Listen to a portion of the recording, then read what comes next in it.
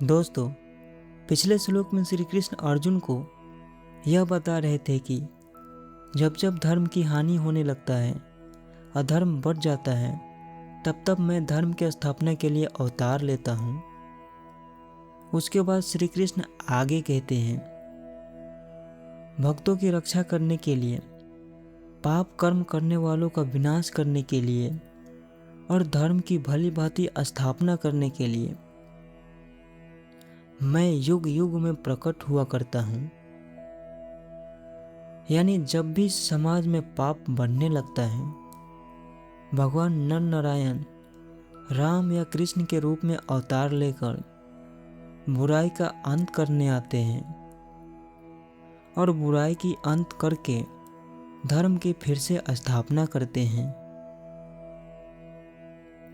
धर्म की स्थापना के लिए आपको हर युग में एक अवतार देखने को मिल जाएगा। जैसे में सतयुग में नरसिंह अवतार, त्रेता युग में राम अवतार और द्वापर युग में कृष्ण का अवतार। उसके बाद श्री कृष्ण आगे कहते हैं, हे अर्जुन, मेरे जन्म और कर्म दिव्य है। मेरे जन्म और कर्म को जो मनुष्य तत्व से जान लेता है, वह शरीर का त्याग करके पुनर्जन्म को प्राप्त नहीं होता, बल्कि मुझे प्राप्त होता है। यानी यहाँ पर श्री कृष्ण यह कह रहे हैं कि जो मनुष्य उनके दिव्य जन्म और कर्मों को वास्तव में समझ लेता है, वह मृत्यु के बाद पुनर्जन्म नहीं लेता, बल्कि उन्हें प्राप्त करता है। जब कोई भक्त यह समझ लेता है कि कृष्ण द्वारा गोवर्धन पर्वत उठाना या गीता ज्ञान का देना कोई साधारण जादू नहीं है, बल्कि ईश्वर का दिव्य ज्ञान है, तो वह उनके प्रति समर्पित हो जाता है। ऐसा समझदार भक्त जो भगवान को ही अपना अंतिम लक्ष्य मानता है, मृत्यु के समय माया में नहीं फंसता और उसे मोक्ष मिल जाता है। और मोक्ष मिलने के बाद कोई भी दोबारा जन्म नहीं लेता। उसके बाद श्री कृष्ण आगे कहते हैं, राग, भय और क्रोध से सर्वथा रहित, मेरे में ही तल्लीन, मेरे में ही आश्रित तथा ज्ञान रूप तप से पवित्र हुए बहुत से भक्त मेरे भाव, मेरे स्वरूप को प्राप्त हो चुके हैं। यानी दोस्तों, यहाँ पर भगवान श्री कृष्ण कहते हैं कि आसक्ति, भय और क्रोध से मुक्त होकर, मुझ में पूर्णतः लीन होकर और मेरी शरण लेकर प्राचीन काल में अनेक व्यक्ति मेरे ज्ञान से शुद्ध होकर मेरे दिव्य प्रेम और स्वरूप को प्राप्त कर चुके हैं। यानी इसका मतलब यह है कि राग, द्वेष, भविष्य का भय और क्रोध ही मानसिक अशांति का कारण रहता है। इसी सब की वजह से ध्यान एक जगह केंद्रित नहीं हो पाता है।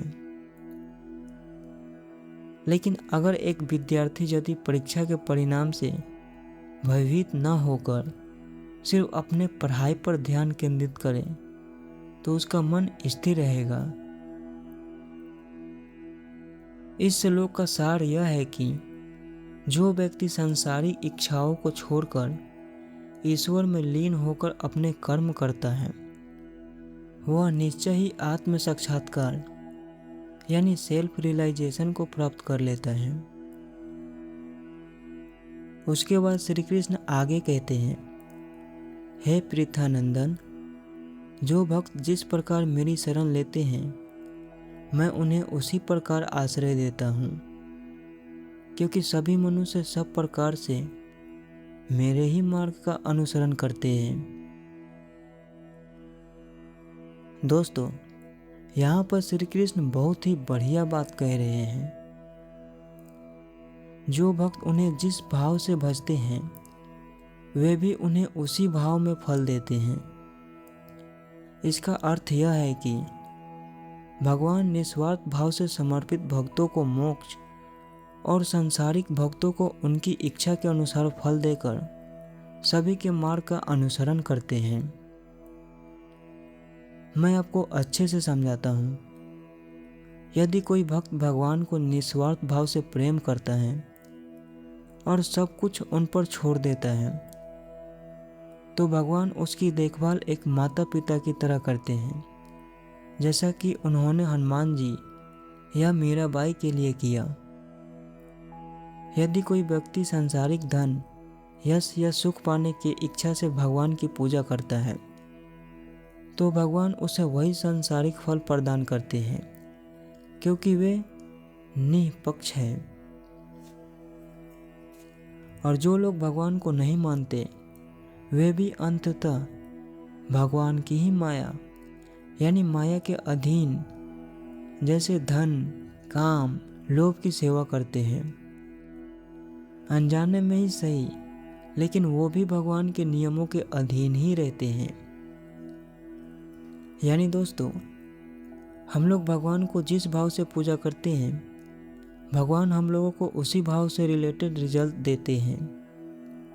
अब ये हम लोगों पर डिपेंड करता है कि हम किस भाव से भज रहे हैं।